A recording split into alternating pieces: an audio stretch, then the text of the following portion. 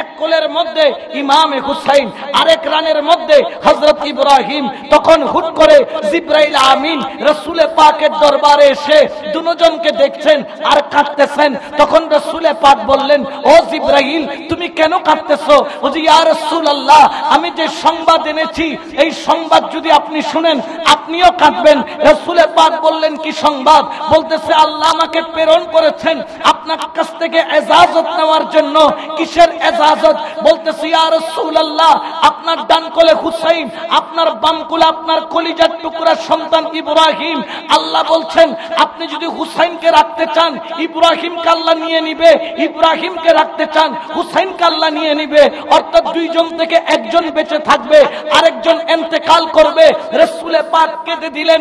রাসূল পাকের চোখের পানি ঝরে একদিকে হুসাইন মুছে আরেকদিকে ইব্রাহিম মুছে। রাসূল পাক দুইজনকে মুহাব্বত করেন, দুইজনকে কলিজার সাথে লাগিয়ে ধরলেন। ইয়া রাসূলুল্লাহ, আপনার ফয়সালার জন্য বসে আছি। কিছুক্ষণ রাসূল পাক চিন্তা করে বললেন, আল্লাহকে বলো আমি আমার হুসাইনকে রেখে দিলাম, ইব্রাহিমকে দিয়ে দিলাম। রাসূল পাক নিজের সন্তান ইব্রাহিমের চাইতেও ইমামে হুসাইনকে বেশি বেশি মুহাব্বত করতেন। এই জন্য উম্মতের উপর আহলে বায়াতকে ভালোবাসা আল্লাহ বাধ্যতামূলক করেছেন। বড় করে বলেন সুবহানাল্লাহ।